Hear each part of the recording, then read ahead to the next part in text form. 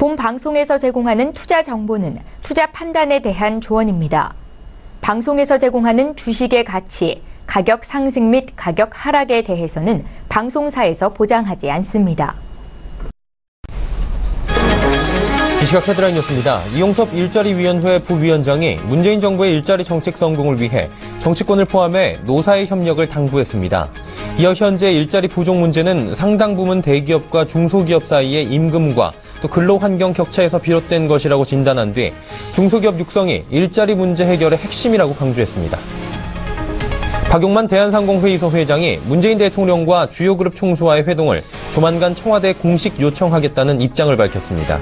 이를 위해 대한상인은 이동근 상근부 회장 주재로 내일 방미 성과를 설명하는 15대 그룹 조찬 간담회를 열고 재계의 의견을 수렴한 뒤 청와대에 회동을 정식 요청할 예정입니다. 다만 일정은 기업들이 정하는 것이 아니다라고 말해 대통령과 주요 그룹 총수와의 구체적인 회동 일정은 아직 잡히지 않은 것으로 확인됐습니다. 한국수력원자력이 신고리 5, 6호기의 일시 공사 중단을 결정하는 이사회를 조만간 열 것으로 알려졌습니다. 국회 산업통상자원위원회 관계자는 한수원이 이르면 내일 또는 모레 이사회를 열어 정부가 협조 요청을 한 공론화 기간 중 신고리 5, 6호기 공사 중단 안건을 의결할 것으로 본다고 말했습니다. 한수원은 지난 7일 서울 대한항상공회의소에서 이사회를 열고 3개월 동안 공론화 기간 중 신고리 5, 6호기 공사 일시 중단 여부를 논의했지만 결론에 이르지는 못했습니다. 해마다 급성장하던 한국 크루즈 산업이 중국 사드 보복의 여파로 관광객 규모가 지난해 대비 10분의 1 수준으로 떨어졌습니다.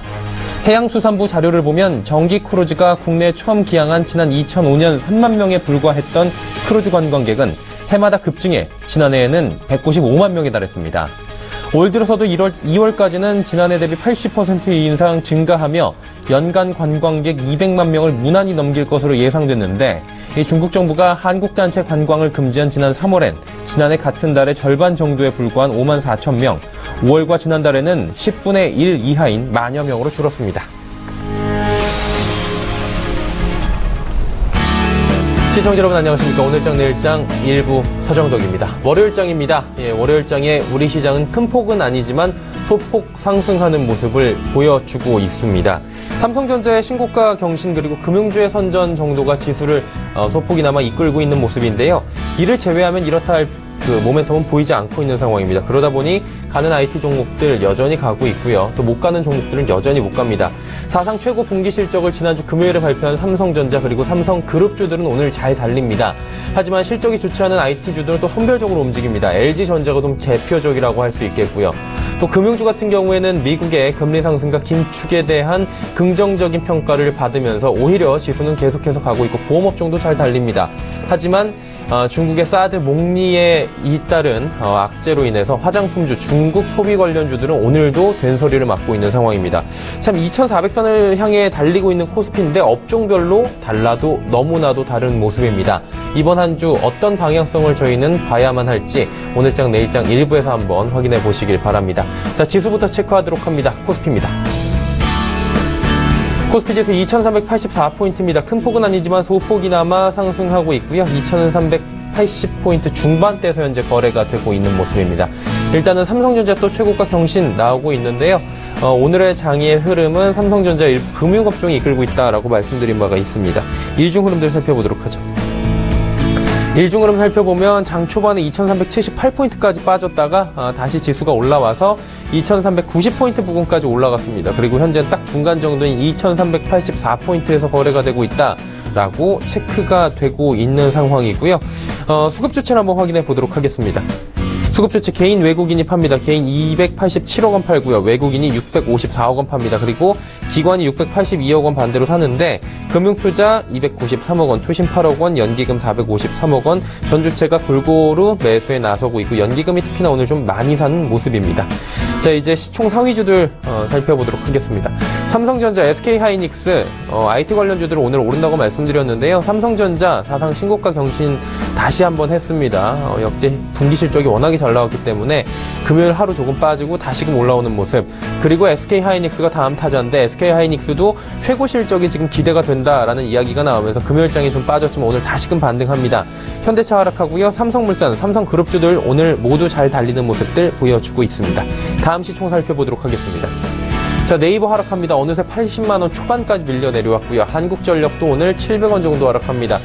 신고리 오리코기와 관련된 이슈들이 나오면서 한전은 또 오늘도 하락하는 모습. 포스코, 삼성생명, KB금융 올라가는데 특히나 보험업종들은 오늘 잘 달립니다. 삼성생명 2%대의 상승입니다. 다음 살펴보도록 할까요? 현대모비스, SK텔레콤, LG화학, 삼성바이오로직스 모두 보합 혹은 하락이고요. 신한지주 오늘 금융주만이 상승하는 모습 가져갑니다. 코스닥으로 가보도록 하죠. 코스닥 지수 658.66포인트입니다. 일단 0.77% 하락하고 있는 코스닥 지수 확인을 할 수가 있습니다. 코스닥은 코스피에 비해서 상황이 많이 안 좋은데요. 일중 흐름들 살펴보도록 하겠습니다. 코스닥 지수 일중 흐름 보시면 전강 후약 장세입니다. 665포인트부터 지금 658포인트까지 빠졌고요.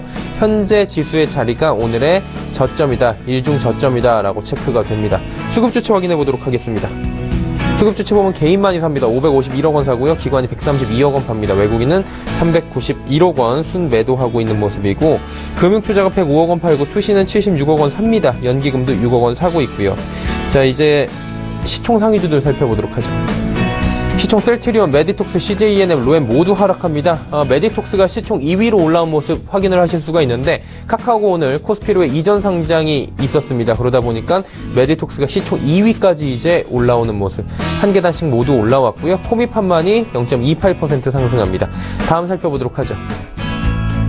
SK머티리얼즈, 슈젤, 바이로메도 모두 하락하고요. 신라젠만이 소폭 상승합니다. 컴투스도 오늘 하락하면서 11만원 중반대까지 빠집니다. 다음 11위부터 15위까지 살펴보도록 하죠. GS홈쇼핑도 빠지고요. 코오롱생명과학 오늘 인보사에 대한 판매 허가가 나오면서 2.79% 하락장에서도 좋은 흐름 가져갑니다. 제이홀딩스, 원익, IPS 모두 하락하고요. 솔브레인이 1.24% 상승합니다.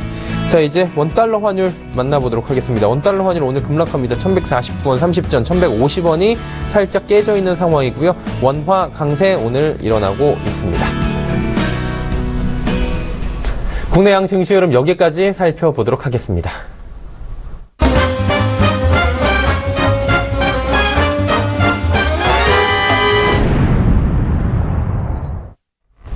오늘장 이슈들을 살펴보면서 짚어보도록 하겠습니다. NH투자증권 리서치센터 조현주 연구원입니다. 안녕하세요. 네, 안녕하세요. 네, 오늘 코스피는 소폭 상승 그리고 코스닥은 조정이 좀 크게 나오고 있는데요. 일단 월요일장의 이슈들 체크해볼까요? 네, 오늘 시장 장 초반 외국인이랑 기관 동반 매도세로 좀 부진한 흐름 보이다가 등락 반복하면서 지금 보합권에서 진행 중인데요. 아무래도 시장에서는 글로벌 중앙은행들의 테이퍼링 정책에 대한 우려가 오늘 작용을 한 것 같습니다. 주말 동안 발표했던 미국 비농업 신규 고용자 수가 22.2만 명을 기록을 했고요. 올해 들어 두 번째로 높은 증가세를 유지하면서 좀 견조한 고용시장의 개선세를 확인할 수 있었습니다. 실업률도 여전히 4.4%로 매우 낮은 수준을 유지했고요. 이날 또 발표된 연준의 반기 통화정책 보고서에 따르면 미국 경제가 꾸준한 속도로 확장을 계속하고 있다라고 평가를 했고요. 이에 따라서 점진적인 금리 인상 그리고 보유자산 축소에 나설 것이라고 예고를 했습니다. 결국에는 강한 노동지표에 힘입어서 연준의 통화정책 정상화에 대한 가능성이 더 힘을 받을 것으로 판단을 하고 있고요. 이와 더불어서 ECB에서도 내년 1월부터 자산 매입 규모를 축소하는 방안을 제시를 했기 때문에 전체적으로 글로벌 중앙은행들의 테이퍼링 두려움이 오늘 시장에서는 좀 악재로 작용을 했다라고 볼 수 있을 것 같습니다. 네. 그렇다면 이런 이슈들이 또 어떤 영향을 줄지 이번 한 주 또 나아가선 이번 달에 어떤 영향을 줄지 궁금한데요. 어떤 식으로 저희가 파악을 하는 게 좋을까요? 일단 테이퍼링 정책이라는 것은 결국에는 중앙은행들의 자산 매입 금액을 줄이는 것인데요.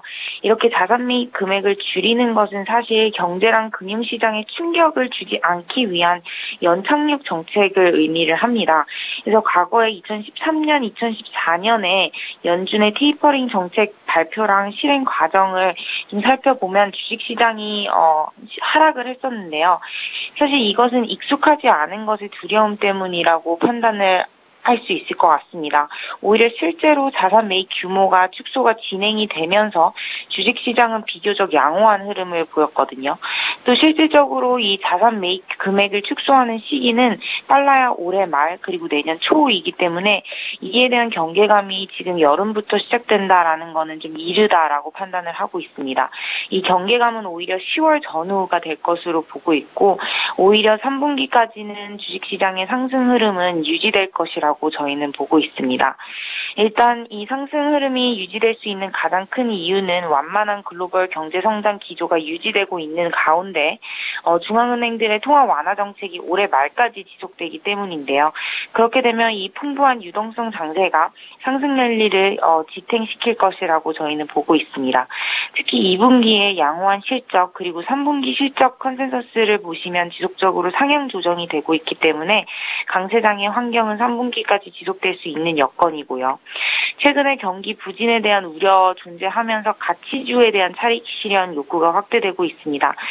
경기 부진의 우려가 존재하는 이유는 유가 부진 때문인데요. 사실 유가 부진이랑 경기 부진을 동일하게 해석하는 것은 잘못된 해석일 가능성이 높습니다. 최근에 유가 부진은 수요 요인보다는 공급 요인이 크기 때문에 경기 때문이라고 보기는 좀 어려울 것 같고요. 오히려 트럼프 대통령의 공약 이행 지연이랑 또 유가가 최근에 부진했던 부분은 이미 인플레이션 기대 심리나 경제지표 서프라이즈 인덱스에 반영이 된 것 같고요. 이 인플레이션 기대 심리나 경제지표 서프라이즈 인덱스는 6월 말부터 조금씩 반등을 시도하는 모습을 보이고 있습니다. 그렇기 때문에 여름에는 이런 인플레이션 기대 심리의 반등 그리고 완만한 경기 성장에 따른 3분기 인플레이션 관련주들의 반등이 좀 있을 수 있다라고 저희는 보고 있습니다. 따라서 가치주 앞으로 좀 유망할 것이라고 보고 있고요. 가치주 가운데서도 특히 화학, 기계, 해운 업종 같은 경우는 유가 상승에 따른 인플레이션 테마주이기 때문에 화학, 기계, 해운 업종의 수혜가 좀 예상되고 있어서 이들 업종에 관심을 갖기를 추천드리고 있습니다. 네, 오늘 말씀 잘 들었습니다. 네, 감사합니다. NH투자증권 리서치센터 조현주 연구원과 함께 이야기 나눠봤고요. 이슈 칼럼 바로 이어갑니다.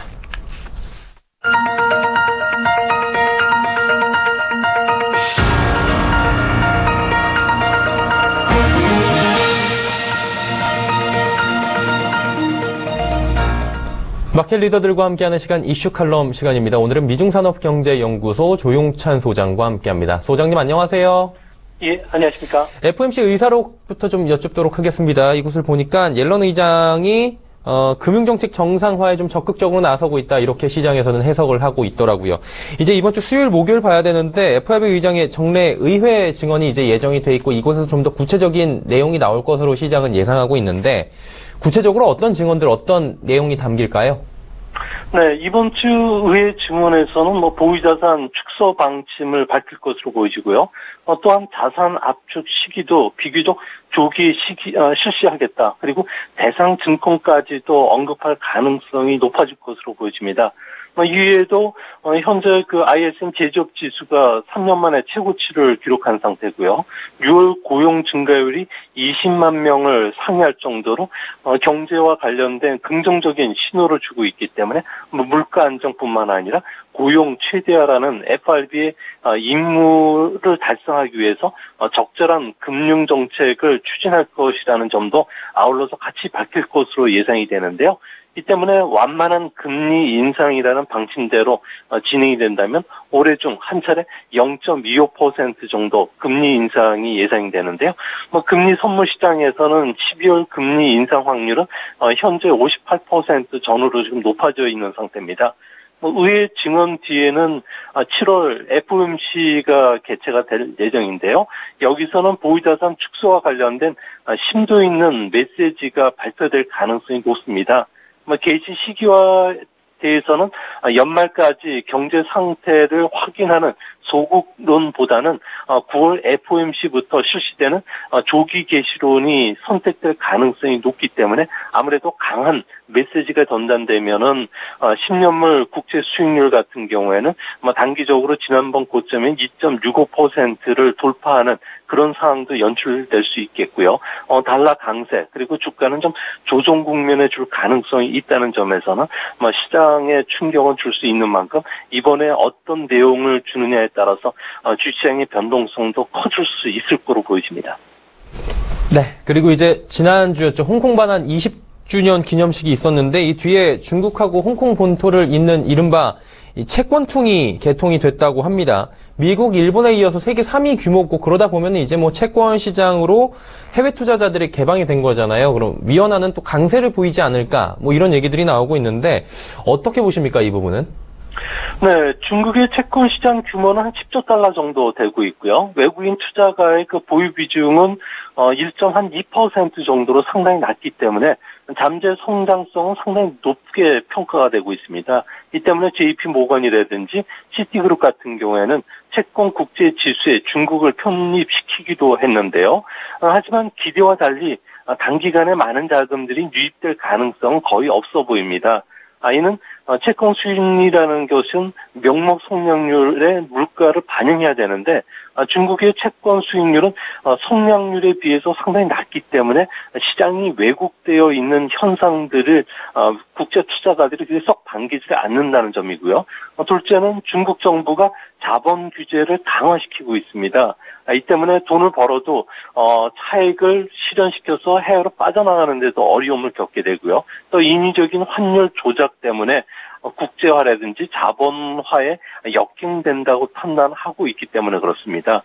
특히 신용평가사인 무디스 같은 경우에는 중국 위엔화의 외화 표시 국채 등급은 A1으로 우리나라보다 2단계 아래에 있는데요. 미국에 이어서 영국, 유럽, 스웨덴 같은 경우가 금융 정상화를 밟고 있기 때문에 중국물 자체만 가지고 투자 매력은 높지 않다고 보고 있습니다.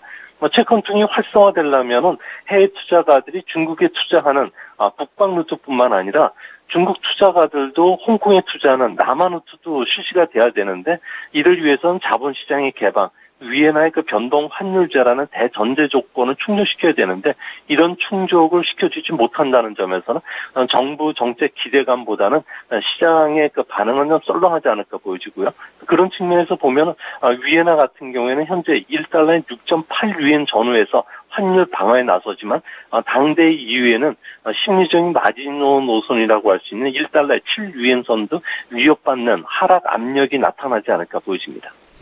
네. 그리고 지난주 또 EU와 일본 간의 EPA 협정이 있었습니다. 경제 연계 협정이라고 하는데 EU 같은 경우에는 뭐 우리나라하고 FTA 체결한 곳으로도 잘 알려져 있는 만큼 일본과 뭐 EU 간에 이렇게 또 체결이 된다면 우리가 기존에 나가 있던 자동차 산업이나 정밀 산업 시장이 좀 타격을 받는 것이 아니냐라는 이야기들이 벌써부터 나오고 있는데 실제로 그렇게 좀 우려 섞인 목소리가 기우해지날까요? 아니면 일어날 수 있는 일일까요? 네, 충분히 일어날 수 있는 일이고요. 우리나라 자동차 산업들 같은 경우에는 직격탄을 받을 가능성이 높습니다. EU 같은 경우에는 일본 제품에 대해서는 70% 가까이를 관세 적용을 해왔는데요. 협정이 발효돼서 10년간에 걸쳐서 단계적으로 관세가 철폐되면 최종적으로 95% 이상 수출 품목의 관세가 사라지게 됩니다. 이렇게 되면은 우리나라와 시장 경쟁을 벌이고 있는 일본의 주력 제품들이죠. 자동차라든지 일반 기계, 화학 제품, 전기 기계 쪽에서는 관세가 없어지는 만큼 상대적으로 우리나라의 그 EU 수출이 줄어들고 일본 수출이 크게 늘어날 가능성이 높은데요. 우리나라와 EU가 2011년에 FTA가 발효가 됐습니다. 이 이후에 자동차 수출이 크게 늘어났는데요. 현재 10% 관세를 부과받는 일본 자동차가 우리나라와 동일한 경쟁 조건을 확보한다면은 현재 N 약세 흐름, 여기엔 유럽 경제 회복에 따라서 고급 자동차에 속하는 일본 자동차의 수요가 늘어날 수밖에 없기 때문에 우리나라 자동차는 미국, 중국에 이어 유럽 시장에서도 마이너스 성장할 가능성이 높습니다. 좀 다행스러운 것은 EU와 일본 간의 그 경제 경제 연계 협정은 양국의 그 의회 비준을 받아야 되는데요. 일본 내에서는 EU산 와인이나 치즈, 돼지고기가 들어왔을 경우에 일본 시장 안에 그 상당한 피해를 입힐 수 있다는 점, 이 점을 놓고서 의회가 반대가 심하기 때문에 언제 비준될지가 좀 불투명하다는 점에서 그나마 다행인 것으로 보여집니다. 네, 일본과 유럽 간의 EPA 협정에 대한 향후 전망까지 들어봤고요. 이제 G20 정상회담에 대한 성과에 대한 좀 질문을 드려야 될 것 같은데, 가장 쟁점이 됐던 부분은 뭐 여러 가지 다자 외교 간의 성과들도 있었지만 우리나라와 중국 간의 이 사드 문제 어떻게 해결하느냐라는 부분 아니었겠습니까?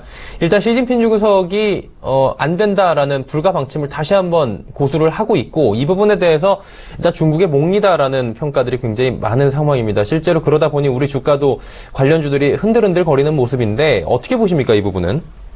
네, 사드 보복에 관련된 해법을 기대했던 우리나라 관광이나 유통, 자동차, 배터리 회사들 같은 경우는 많은 아쉬움을 표시하기도 했는데요.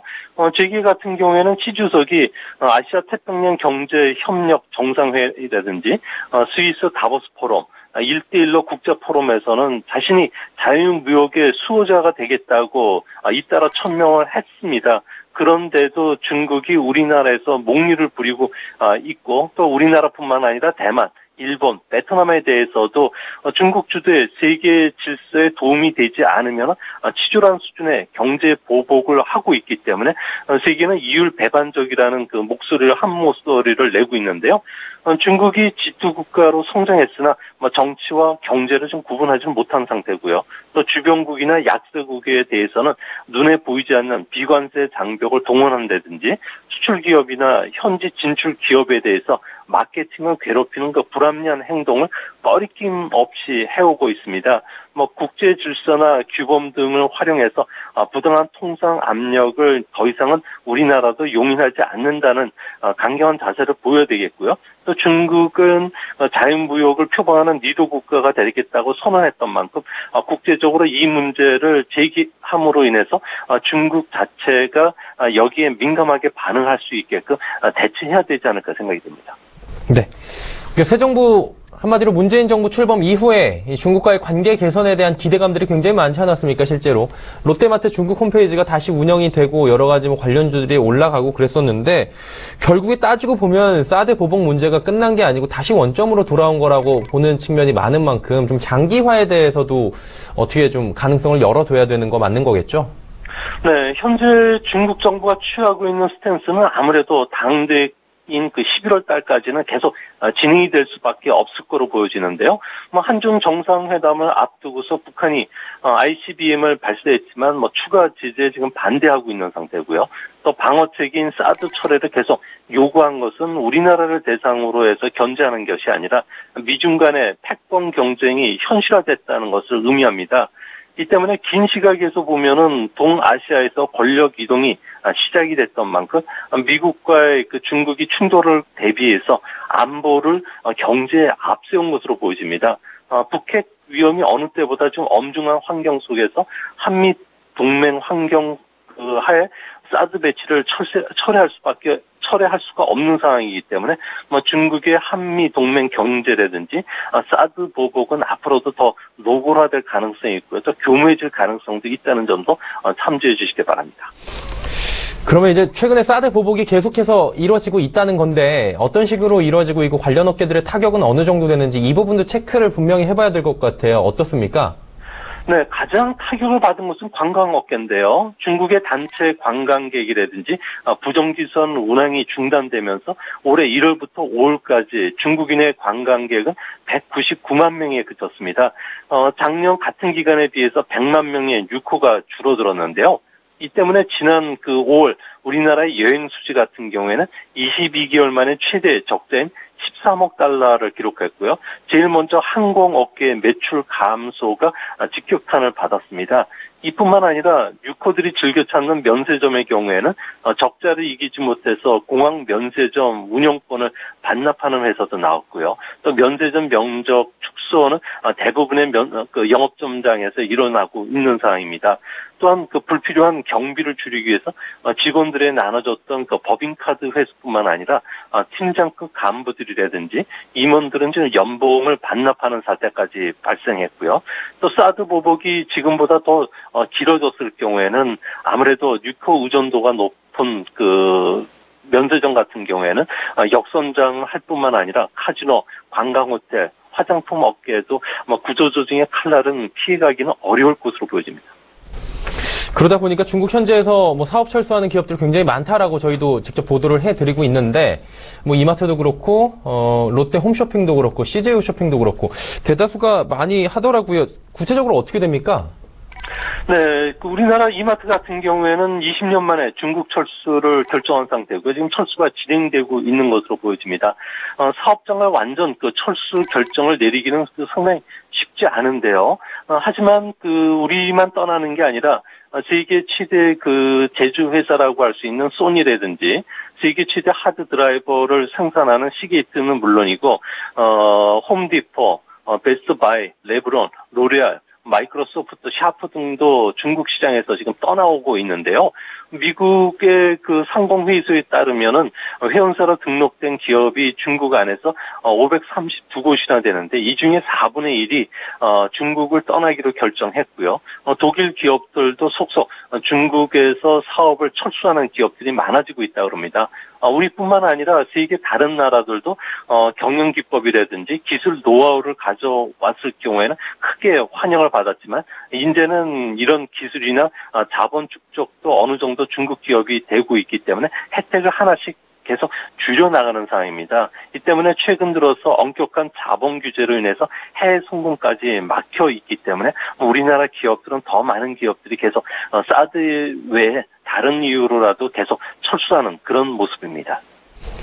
근데 아이러니한 건 이런 상황에서 한샘을 비롯한 국내 가구업체들은 앞다퉈서 또 중국에 진출하려는 움직임들을 보이고 있는데 어떻게 보십니까? 이 부분에 대해서는?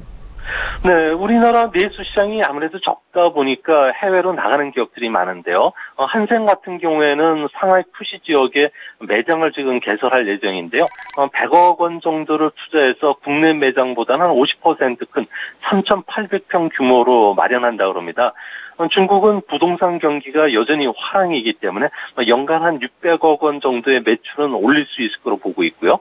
엑스레이 촬영된 이미지를 눈으로 볼 수 있게 바꿔주는 기능을 갖고 있는 의료기기 회사는 DR텍, 그리고 또 친환경 세제 회사인 B&D 생활건강뿐만 아니라 지문과 홍채 등 생체 인식 프로그램을 가지고 있는 기업이죠. 크루셀텍 같은 경우에도 그렇고요. 또 국내 분유 3사 같은 경우에는 중국의 잠재 시장이 1억 명 정도가 되기 때문에 적극적이라 그럽니다. 아직 시기상조라는 친중론도 있지만 기업인들은 자신들이 갖고 있는 동물적인 사업 감각 그리고 또 나름의 시장 노하우를 갖고 있기 때문에 이런 중견기업, 중소기업을 좀 예의주시할 필요가 있지 않나 보여집니다. 네, 오늘 말씀 잘 들었습니다. 예, 감사합니다. 네, 미중산업경제연구소 조용찬 소장과 함께했습니다.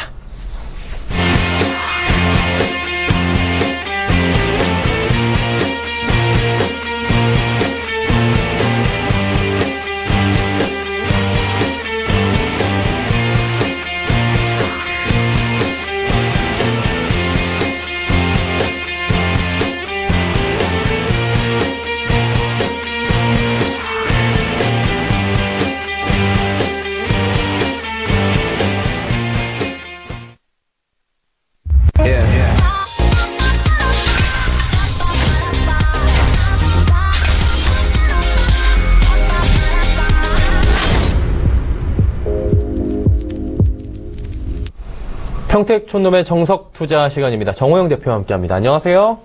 네, 안녕하세요. 네, 오늘 시장 상황 오르고 있긴 한데 그렇게 좋은 것 같지는 않습니다. 상황 점검부터 좀 부탁드릴까요? 네, 상황 점검을 좀 해드리고 추세적인 이야기도 함께 전달해드리겠습니다. 먼저 현재 상황을 말씀드리면요, 코스닥 같은 경우는 현재 계속 빠지고 있습니다. 저가를 계속 갱신하면서 빠지는 게 이게 좀 문제거든요. 그래서 이런 상태고요. 코스피 같은 경우는 플러스는 나와요. 근데 삼성전자에 의해서 플러스가 나온다고 해도 과언이 아닙니다. 오늘 코스피 같은 경우는 이제 업종지수 전체를 보면요, 대형주만 플러스고요, 중형주, 소형주가 마이너스입니다. 그러니까 전체적으로 종목은 좀 실속이 없다 이렇게 볼 수 있겠고요. 업종 등락률을 본다고 하더라도 상위가 은행, 보험, 전기전자 이 순서입니다. 전기전자야 뭐 당연히 삼성전자 덕분에 그런 거고요. 은행하고 보험이 간다고 하는 건 결국은 향후 미국의 금리 인상에 대비해서 올라간다 이렇게 볼 수밖에 없거든요. 그거 이외에는 뭐 특별하게 재료가 없어요. 그래서 현재 상황만 본다 그러면 사실 정말 실속이 없는 장세입니다. 왜 그러냐면 제가 조금 전에 확인했을 때는 코스피하고 코스닥 합쳐서 한 2,000 종목이 넘습니다. 그런데 플러스 5% 이상 종목이 30개가 채 안 됩니다. 그러면 2,000개 중에서 30개라 그러면 100개로 환산했을 때 1.5개가 채 안 된다는 거거든요. 그러면 그냥 상식적으로 생각해 보세요.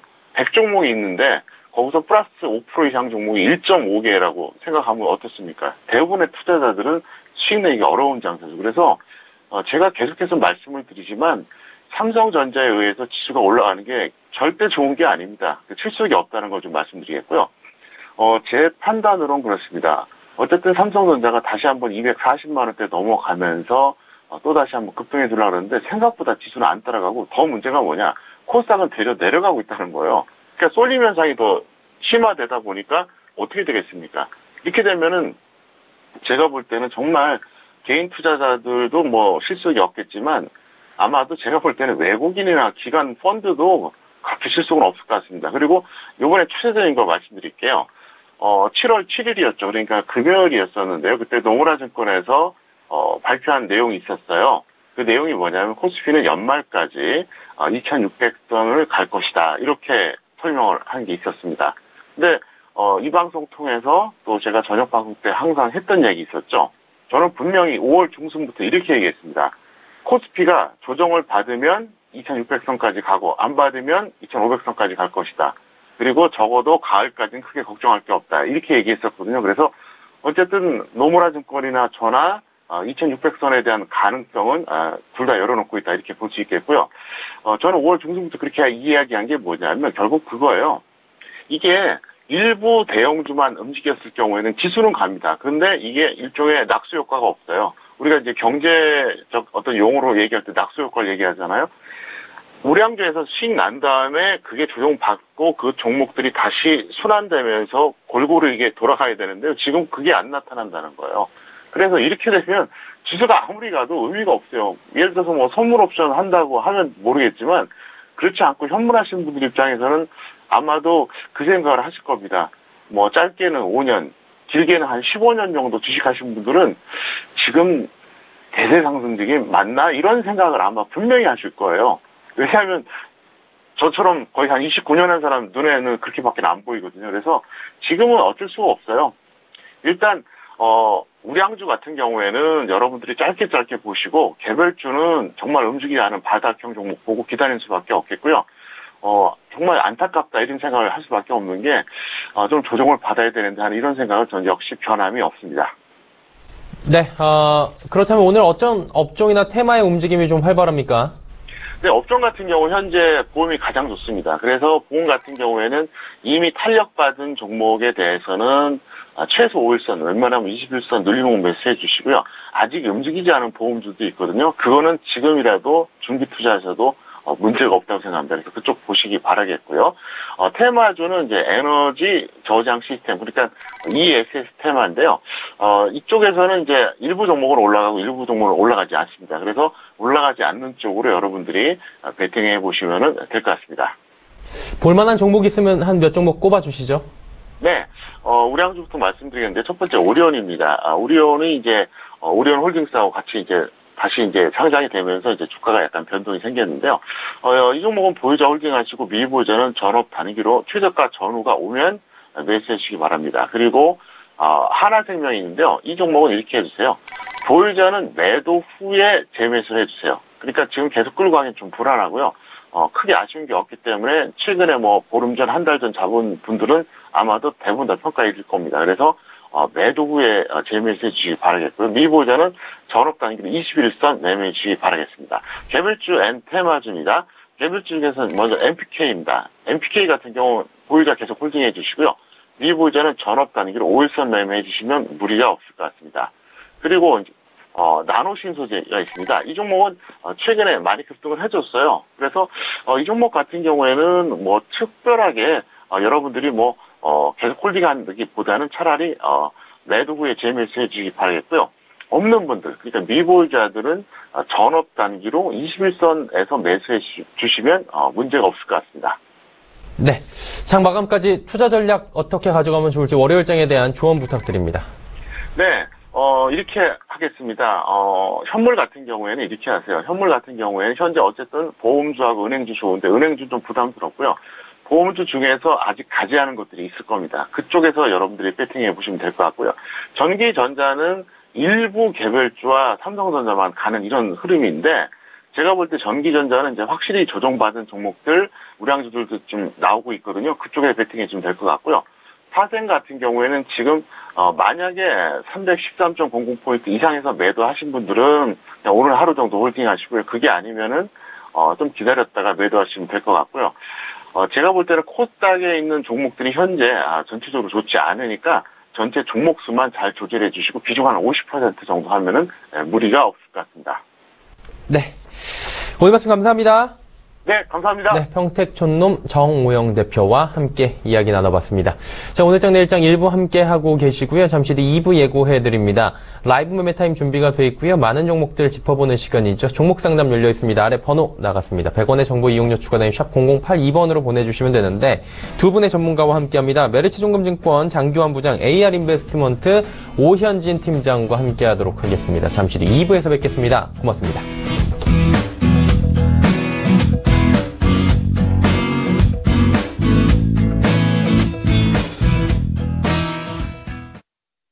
본 방송에서 제공하는 투자 정보는 투자 판단에 대한 조언입니다. 방송에서 제공하는 주식의 가치, 가격 상승 및 가격 하락에 대해서는 방송사에서 보장하지 않습니다.